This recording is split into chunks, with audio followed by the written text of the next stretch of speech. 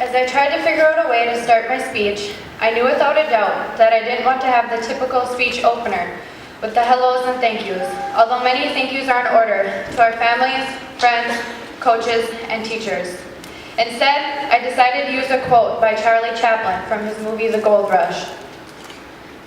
That was a joke. The Gold Rush is a silent film. Thank you to Miss Hain and the rest of my film study classmates for catching that one right away. Miss Hain was the most intimidating teacher in 7th and 8th grade, but became a definite favorite by senior year. Who knew Miss Hain was so funny? But as Mr. Jorgensen would say, what does that have to do with the price of duck eggs? If there's one thing I remember from Mr. Leopolis' science classes in 7th and 8th grade, it's that even though we finally get to go to Mr. P's room sophomore year, all science classrooms smell the same. I also learned that all plants start growing down, first producing roots. Our lives are a lot like plants, separated into 3 parts: the roots, the stem, and the branches. The first part we get are our roots, where we come from, our nationalities, our family past.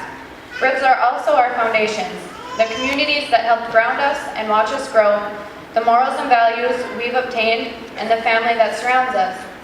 Our roots also include our memories and our experiences, like when on the 6th grade class trip, Tanner jumped on a bed and broke it. The way that no matter how many of my mechanical pencils I managed to break, Scott always knew how to fix them. Scott also discovered a way of making half the classroom lights go out without using a light switch when he stuck a paper clip into an electrical outlet. Or how in 4th and 5th grade, we didn't learn a thing except the latest thing Mr. Haven's dogs had done. Our class also had a love affair with injury, especially stitches. In Viking, Tori nailed Tucker with a plastic racket and ended up making him go in to get stitches on his face. Or how during softball practice, Allison ran into a wall requiring stitches on her shin. Allison also tripped up a set of stairs at musical practice, and that resulted in more stitches in her knee. The one injury, however, that none of us will soon forget is Tanner running into the wall during the pacer test in gym and breaking his arm. All of these things are gathered up into our memories and become yet another part of the roots we use to grow. The next part on a plant to grow is the stem or the trunk. In life, the stem presents where we are today, the decisions being made, and in our senior class's instance, the planning of our future. This point in our lives is one of the biggest and toughest spots to be in, choosing a college, a career, a job. The high school section of our STEM proved to be very interesting. Who can forget Shelby Hermick falling out of the back of a bus during bus safety, an incident she still has a scar from? I don't think Taylor Myers has gotten over her tendency to trip over lines in the gym. The various trips our class has taken were a blast to be a part of, such as the ski trips where Dusty and I tried to hit skiers with Big Red Gum on our way up the ski lift, and pep band trips, where even though he promised he would if we went to state, Caleb still didn't wear eyeliner when he played the drums in pep band. There are many things that contribute to the trunks of our lives. We are still growing them now, but most of us have matured and are ready for the next step. The final part to grow on any plant are the branches and the leaves. Every other part of the growth process leads up to here. In life, this is the frightening yet exciting concept called our future.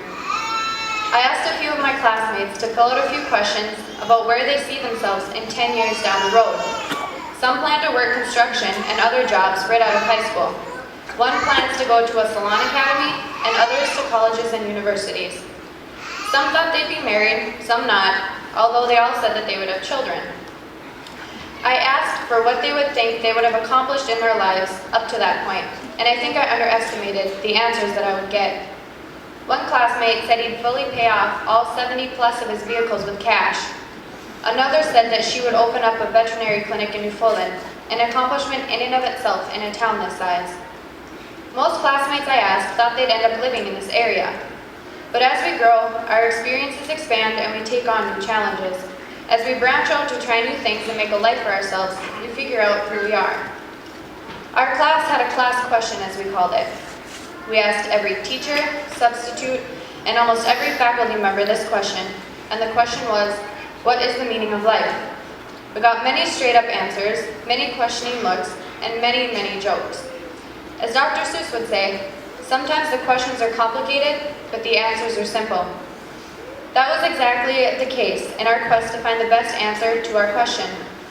The best answer we got was this: the meaning of life is to give life meaning. One reply on the questionnaire I gave out was a perfect example of that answer. The reply to the accomplishment question went something like this: I had always wanted to be a good role model, but I made a wrong choice and threw it all away.